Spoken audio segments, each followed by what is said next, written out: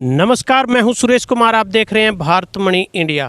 इस वक्त आप जो लाइव तस्वीरें देख रहे हैं गुरुद्वारा डेरा साहिब असंध से देख रहे हैं। गुरुद्वारा डेरा साहिब असंध में एक महापंचायत हल्का असंध और डिस्ट्रिक्ट करनाल के पदाधिकारियों की एक महापंचायत हुई है, जिनका उद्देश्य था कि कारपोरेट घराने को, कारपोरेट जगत को जो ये दी जा रही है, ज़मीनें दी जा रही हैं, टावर लगाने के लिए ज़मीनें दी जा रही हैं, या फिर कोई कंपनी या फैक्ट्री लगाने के लिए, इसके खिलाफ किसानों ने आज एक मुहिम छेड़ दी है। और यहाँ पर असंध में जो करनाल जिले के जितने भी पदाधिकारी हैं और असंध हल्के के जो किसान हैं वो इकट्ठा हुए हैं और इनके द्वारा एक 13 सदस्यीय कमेटी बना दी गई है कि किसानों की जो तीनों काले कानूनों की लड़ाई है, इन तीनों कानूनों के खिलाफ जो लड़ाई लड़ी जाएगी, उसके साथ साथ में ये कमेटी और इस प्रकार किसान आने वाले समय में लड़ाइयाँ लड़ेंगे और किसानों के हक की लड़ाइयाँ लड़ेंगे कि जब किसी को बिजनेस के लिए जब किसान की ज़मीन दी जाती है तो वो कम कीमत में क्यों, जब उसका उत्पादन के लिए जब किसी फैक्ट्री को या कंपनी मालिक को दी जाती है तो वो इतने सस्ते में क्यों। ज़मीन किसान की है, मर्जी किसान की है। और बाकी अभी किसानों से भी, किसान नेताओं से भी हम पूछेंगे कि आज की कमेटी का क्या मुख्य विषय था। करनाल जिले में 2 टावर की लाइनें निकल रही हैं, एक इंद्री ब्लॉक में गांव गढ़ी बिरबल के पास और दूसरी ये असंध एरिया में, जिसमें असंध के 3-4 गाँव से लाइन जाएगी। तो ये जो टावर की लाइनें निकल रही हैं, असल में क्या है, इसके पीछे भी कहीं ना कहीं जो इंद्री वाले की पहले मैं बताऊंगा, वो एक शराब की फैक्ट्री का मालिक है। वहाँ एक शराब की फैक्ट्री है काफ़ी समय से, उसने बिजली बनाने का प्लांट लगा लिया। वो कह रहा अब सरकार को बिजली बेचनी है, उसके लिए लाइन निकालनी है, तो वो बिजली फ्री में तो दे नहीं रहा, ना किसानों को दे रहा, वो तो बिजली बेचेगा, अपना बिजनेस करेगा। तो लाइन निकल रही है बिजनेस के लिए, तो वो जब वो पैसा कमाएगा तो किसान उसको फ्री में टावर क्यों लगाने दे। पहली बात तो ये। और दूसरा, ये भी लाइन जो रिफाइनरी से मूंड फीडर तक आ रही है, इसके पीछे भी कोई पर्पज हमें जो लग रहा है, भाई वही प्लांट होगा जो वहाँ से बिजली सप्लाई बेचने के लिए इन्होंने ऐसी लाइनें लगानी पड़ रही हैं। तो हमारी तो सीधी मांग है, हमने फिलहाल आज की जो मीटिंग थी उसमें कुछ फैसले हुए हैं। एक तो 13 मेंबरी यहाँ पर एक कमेटी गठित की गई है, जिसमें वो किसान लिए गए हैं जिनके खेतों से निकल रही है और कुछ किसान यूनियन के आदमी हैं। तो अभी हमें पता लगा है प्रशासन के कुछ बिजली महकमे के अधिकारी आए हुए हैं। पहले ये कमेटी बैठ के अपनी अब मीटिंग करेगी और जो भी हमारी मांगे होंगी और जो भी सहमति बनेगी वो आज जो अधिकारी आए हुए हैं उनको अवगत करा दिया जाएगा। और इसमें एक ही बात है, हम जैसे पहले या जैसे इनका जो तरीका है, बिना पूछे बिना नोटिस के आगे खेतों में खुदाई चालू कर दी, जैसे ज़मीन इनके बाप की हो, तो ये किसी से पूछते नहीं और इन्होंने खुदाई चालू कर दी। मैं दाव देता हूँ उन किसानों को जिन्होंने इनको भगा दिया और काम नहीं करने दिया। और मैं तो उन किसानों के साथ पूरे ज़िले की यूनियन उनसे आगे खड़ी मिलेगी। एक तो होता साथ खड़े होना, एक होना आगे खड़े होना। आगे खड़ी मिलेगी, जो हमारी अब मांगे हम इनके आगे रखेंगे। जो इन टावर लाइन निकलनी है वो हम उसको अफसरों को अवगत कराएंगे। अब इसके बाद हमारी मीटिंग होने वाली है और उसी शर्तों पर ये बिजली की लाइन निकलेगी, नहीं तो इस यहाँ से बिजली की लाइन नहीं निकलने दी जाएगी। जो पहले प्रावधान है कंपनसेशन का हर टावर के बदले में, तो कहीं ना कहीं उससे सहमति नहीं जता रहे किसान। नहीं, देखो, इनका कोई भी एक ऐसा रूल नहीं है जो पूरे हरियाणा में एक बराबर हो। ये तो ऐसे करते हैं, इनका तो तरीका एक है, जहाँ जैसा मौका लगा वैसे काम चला लिया, जहाँ विरोध नहीं किया वहाँ 50,000 दे के काम चला लिया। और 2015 में भिवानी में हमारी यूनियन ने आंदोलन किया था, वहाँ 5.5 लाख भी दिए हुए हैं। कहाँ तो ये 50,000 दे रहे हैं, कहाँ 5.5 लाख 2015 में। इनका कोई एक रूल नहीं है, ना कोई पॉलिसी है। इनकी तो पॉलिसी है कि अभी फंसाना है किसानों को, जो फंस गया उसको सस्ते में चला दिया उसका काम, और जे कोई संघर्ष कर लेगा उसको उसका मुँह थोड़े फालतू दे के बंद कर दिया।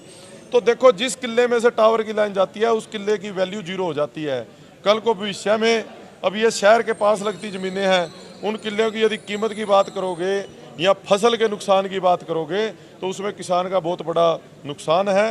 तो पर सरकार का रोल इतना रह गया, यदि कोई हाईवे निकालना है, हाईवे प्राइवेट कंपनी बना रही है, टोल टैक्स से इनकम उसने कमानी है, उसने ही पैसा लगाना है। सरकार का इतना रोल है भाई किसानों से ज़मीन खोस कर उस कंपनी को देनी है, वही काम यहाँ होता है। ये सारा काम प्राइवेट कंपनियाँ कर रही है। सरकार को और पुलिस को तो इसलिए रखा हुआ है भाई इन किसानों को दबा दबू के डरा डरू के और ज़मीन उनकी कब्जा करवाना है। औलख साहब काफ़ी जागरूक इंसान है आप, ये बताइए कि हाइडल पावर प्रोजेक्ट हो, चाहे थर्मल पावर प्रोजेक्ट हो, चाहे न्यूक्लियर पावर प्रोजेक्ट हो, इसके अंदर जो बिजली बनती है उसको आप सुरक्षित नहीं रख सकते, उसको कहीं ना कहीं आपको यूज़ करना होता है और उसके लिए नेटवर्किंग की ज़रूरत होती है। क्या आप विकास के विरुद्ध हैं? विकास के विरुद्ध बिल्कुल नहीं है। हरियाणा में 5 पावर प्लांट है, thermal power plant. 5 thermal power plant जब से ये खट्टर की सरकार आई है तब से बंद पड़े हैं, उसमें 1 यूनिट भी बिजली नहीं बनाई जाती। कारण इन्होंने बिजली लेनी है गुजरात से, अडानी से। ये तो सारी बिजली अब गुजरात से खरीद रहे हैं और बड़े बड़े उद्योगपतियों से, इन कॉरपोरेट घरानों से खरीद रहे हैं, क्योंकि जो हमारा मुख्यमंत्री है और ये प्रधानमंत्री है तो दलाल है इनका। हमारे अब आप ये सवाल सरकार से पूछो, ये सारे थर्मल प्लांट, यदि पानीपत की बात करो, यमुनानगर वाले की बात करो, खेदड़ प्लांट की बात करो, ये क्यों बंद पड़े हैं? जो पिछली सरकारों में बने अब इन्होंने उनको बंद करके रख दिया। वहाँ पर स्टाफ की तनख्वाहें भी दी जा रही हैं। सिर्फ इनका एक ही मकसद है, कॉरपोरेट घरानों का हर जगह कब्जा करवाना है। अब ये जो बिजली वाला फील्ड है ये भी सारा निजीकरण की ओर जा रहा है। बिजली हमारी हरियाणा की गुजरात से आ रही है। ये जो देखो हरियाणा ये नहीं है अभी बिल्कुल अनडेवलप्ड स्टेट है भाई, अभी तक हमारी बिजली की कैपेसिटी पूरी नहीं हुई, नई नई लाइनें लगाने की जरूरत है। सब कुछ हो गया, ये लाइनें लग रही हैं इन कॉरपोरेट की बिजली को बेचने के लिए और इनकी बिजली को इनकी मतलब बिजनेस को बढ़ाने के लिए लाइनें लगाई जा रही हैं, जिस वजह से हम विरोध कर रहे हैं। सुखविंदर जब्बर कुछ कहना चाहेंगे? हम तो एक बात कहना चाहेंगे कि जैसे सरकार आज किसान का शोषण कर रही है, अब किसान शोषित नहीं रहेगा, किसान जाग चुका है। हमारे एरिया से जो ये लाइन निकल रही है, पहली बात तो हम इसको निकलने नहीं देंगे, और अगर निकालनी भी पड़ी तो हमारे को उसका पूरा मुआवजा मिलेगा तब जाके निकलेगी, नहीं तो ये लाइन को बिल्कुल नहीं निकलने देंगे। आज हमारे संघ के जितने भी यहाँ किसान हैं हर गांव से आए हुए हैं, बाहर से हमारी जितना करनाल जिले के हमारी यूनियन है उसके सारे पदाधिकारी आए हुए हैं। अगर इस आंदोलन को हमें प्रदेश स्तर पर भी लड़ना पड़ा तो हम अपने किसानों की लड़ाई लड़ेंगे, अपने किसान का शोषण नहीं होने देंगे। सरकार अपना दबाव दे के इन्हां प्राइवेट कंपनियां दे नाल खड़ी हो के ਜ਼ਿਮੀਂਦਾਰ ਨੂੰ ਦਬਾ ਕੇ ਜ਼ਿਮੀਂਦਾਰ ਤੋਂ ਜ਼ਮੀਨ ਖੋ ਕੇ ਇਹਨਾਂ ਨੂੰ ਦੇਣੀ ਚਾਹੁੰਦੀ ਹੈ, ਜਦਕਿ ਇਸ ਜ਼ਮੀਨ ਜਾਣ ਦੇ ਨਾਲ ਜਿੱਥੇ ਟਾਵਰ ਲੱਗਣਾ ਹੈ ਉੱਥੇ ਨੁਕਸਾਨ ਹੈ। ਜਿਹੜੀ ਲਾਈਟ ਲਾਈਨ ਲੱਗ ਰਹੀ ਹੈ, ਤਾਰਾਂ ਜਾ ਰਹੀਆਂ ਨੇ, ਉਹਦੇ ਥੱਲੇ 15 ਮੀਟਰ ਤੱਕ ਅਸੀਂ ਕੋਈ ਚੀਜ਼ ਬਣਾ ਨਹੀਂ ਸਕਦੇ। ਤੁਸੀਂ ਕਰਨਾਲ ਵੇਖੋ, ਪਾਣੀਪਤ ਵੇਖੋ, ਜਿੱਥੇ ਫੈਕਟਰ ਵਸ ਚੁੱਕੇ ਨੇ ਔਰ ਜਿੱਥੇ ਲੈਣਾ ਲੰਘੀਆਂ ਨੇ ਉਹਨਾਂ ਦੇ ਥੱਲੇ ਕਿੰਨੀ ਕਿੰਨੀ ਕਿੱਲਾ ਕਿੱਲਾ ਜ਼ਮੀਨ ਖਾਲੀ ਪਈ ਹੈ, ਉਹਨਾਂ ਦੀ ਕੋਈ ਕੀਮਤ ਨਹੀਂ, ਬੇਕਾਰ ਪਈਆਂ ਨੇ। ਅਸੀਂ ਆਪਣਾ ਮਕਾਨ ਥੱਲੇ ਨਹੀਂ ਬਣਾ ਸਕਦੇ, ਪਸ਼ੂਆਂ ਨੂੰ ਥੱਲੇ ਨਹੀਂ ਰੱਖ ਸਕਦੇ, ਕੁਛ ਫਸਲ ਨਹੀਂ ਬੀਜ ਸਕਦੇ। ਐਸਾ ਸਾਡਾ ਨੁਕਸਾਨ ਜਿਹੜਾ ਬਹੁਤ ਲੰਬਾ ਟਾਈਮ ਹੈ ਔਰ ਇਹਦੇ ਬਾਰੇ ਅਸੀਂ ਸਭ ਤੋਂ ਵੱਡਾ ਸਾਡਾ ਵਿਰੋਧ ਹੈ ਕਿ ਅਸੀਂ ਇਹ ਲਾਈਨ ਨੂੰ ਨਿਕਲ ਨਹੀਂ ਦਿਆਂਗੇ। ਅਗਲੀ ਗੱਲ जो ਸਾਡੀ कमेटी तय करेगी वो कमेटी जो पास होएगा वही सामने आएगा। जहाँ तक बात है किसानी की, मैं एक किसान परिवार से हूँ, लेकिन मैं बम्बई बेंगलोर देश विदेश में व्यापार कर रहा हूँ। आज मेरी मिट्टी मेरे को बुला रही है, मेरी ज़मीन मेरे को बुला रही है, तो 13 तुझको अर्पण की नीति के तहत मैं अपने समाज को, अपने किसान समाज को वक्त देने के लिए आया हूँ। ये सरकारें किसी की भी रही हो, किसान हमेशा शोषित रहा है। अब बड़ी मुश्किल से किसान एकत्रित हुआ है और वो आज चारों बॉर्डरों पे बैठा है। देखिए इस देश को जो है आज 4 लोग चला रहे हैं। वो 4 लोग जो इस देश को चला रहे हैं उनमें 2 लोगों ने इस देश की अर्थव्यवस्था पर कब्जा कर लिया, अडानी और अंबानी ने, और 2 लोगों ने इस देश की सत्ता पर कब्जा कर लिया है, मोदी और अमित शाह ने। ये 4 लोगों की जो जुगलबंदी है, इसमें 2 लोग इस देश को बेच रहे हैं और 2 लोग इस देश को खरीद रहे हैं।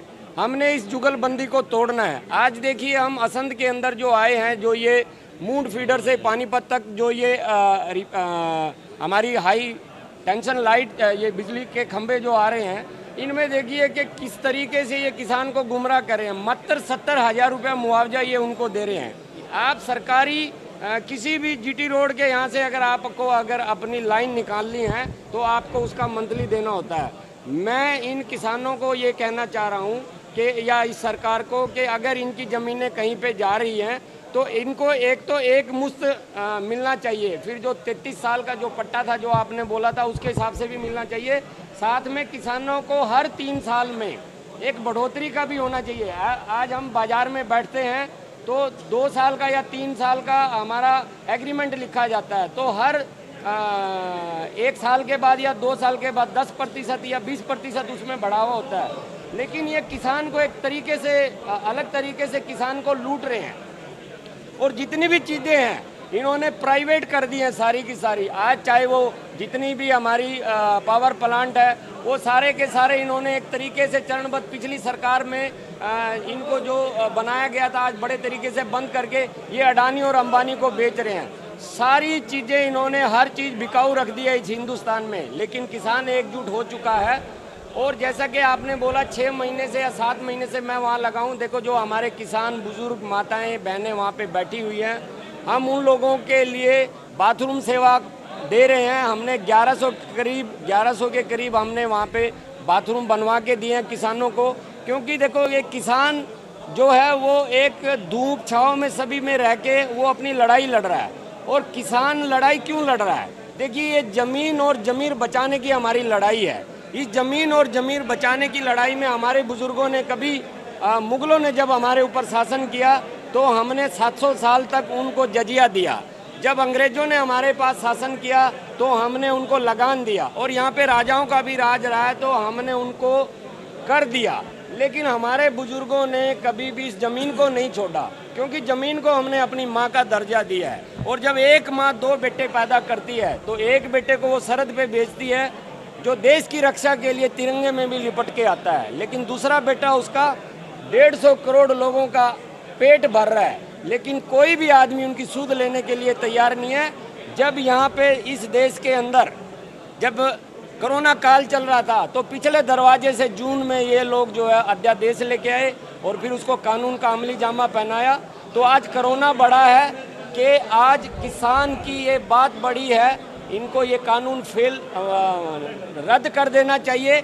जब तक ये तीनों काले कानून रद्द नहीं करेंगे किसानों की घर वापसी नहीं होगी, और एमएसपी का गारंटी कानून जब तक लागू नहीं होता तब तक भी नहीं होगी। मैं आप टीवी के माध्यम से आप लोगों के माध्यम से मैं ये कहना चाहता हूँ कि आज जितना भी मीडिया है जिसको चौथा स्तंभ कहा जाता है आज वो भी बिकाऊ हो चुका है।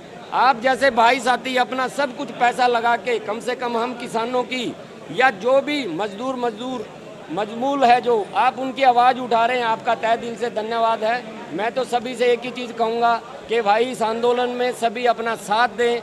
ये दुनिया का सबसे बड़ा आंदोलन है, इतना बड़ा आंदोलन इतना लंबा आंदोलन कभी नहीं चला। देखिए कभी हमारे ऊपर पानी की बौछारें की गई हैं, कभी हमारे ऊपर कैनन डाले गए हैं, कभी ठंड पड़ रही है वहाँ पे, कभी वहाँ पे 3-4 बार आंधी आ गई है, कभी पानी आ गया है, लेकिन किसान की हालत को कोई नहीं देख रहा है। क्या ये इतना बड़ा हो गया? दुनिया जब यहाँ पे कोरोना से लड़ रही है तब ये लोग मोदी जी, मैं खास तौर पे बोलूँगा, ये बंगाल के अंदर जो है चुनाव लड़ रहे हैं, इनको शर्म नहीं आती?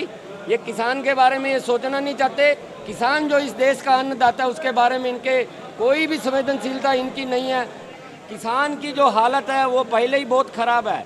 किसान तो फिर भी अपना वक्त काट लेगा, लेकिन जो शहरों में जो लोग ये बैठे हुए हैं ना, आने वाले टाइम में इनका जीवन बहुत दुर्भर होने वाला है। मैं तो एक ही चीज़ कहूँगा, आप सभी आओ इस किसान आंदोलन में हमारा साथ दो, क्योंकि बचेगा किसान तो बढ़ेगा हिंदुस्तान। जय जवान जय किसान। धन्यवाद। देखिए आज मूंड से और रिफाइनरी तक एक लाइन निकलने जा रही है बिजली की, जिसमें बड़े बड़े टावर लगेंगे, जिसमें 55 बाई 55 की ज़मीन किसान की जाएगी, और ये मेरे ख्याल में 11-12 मरले ज़मीन बनती है। देखिए साथियों, इसमें हम अपना मकान भी बना सकते हैं, इतनी जगह में तो पशुओं के लिए भी बना सकते हैं। और ये सरकार ज़बरदस्ती किसानों से बगैर पूछे ज़बरदस्ती किसान की ज़मीन में से ऐसे ही लाइन निकालने जा रही थी। जैसे ही हमें पता लगा हमने इस लाइन का काम रुकवा दिया, और जब तक हमारी मांगें नहीं मानी जाएगी, आज 13 सदस्यीय कमेटी बनी है, जब तक हमारी मांगें नहीं मानी जाएगी तब तक इस काम को हम नहीं होने देंगे। ਬਾਜਰਾ ਬੂਜਰਾ ਬੀਜਦਾ ਹੈ ਤੇ ਆਂਦਾ ਸਾਡੀ ਤੇ ਜ਼ਮੀਨ ਵੀ ਤੁਹਾਡੀ ਜ਼ਮੀਨਾਂ ਬਹੁਤ ਵਧੀਆ ਜ਼ਮੀਨਾਂ ਨੇ, ਖੇਤੀ ਵਾਲੀਆਂ ਜ਼ਮੀਨਾਂ ਨੇ ਤੇ ਕੀਮਤ ਵਾਲੀਆਂ ਜ਼ਮੀਨਾਂ ਨੇ। ਆਂਦਾ ਸਾਨੂੰ 2015 ਦੇ ਉਸ ਟਾਈਮ ਇੰਨਾ ਮੁਆਵਜ਼ਾ ਮਿਲਿਆ, ਤੁਸੀਂ ਇਸ ਤੋਂ ਵੀ ਡਬਲ ਤੇ ਜ਼ਿਆਦਾ ਦੀ ਉਮੀਦ ਕਰੋ।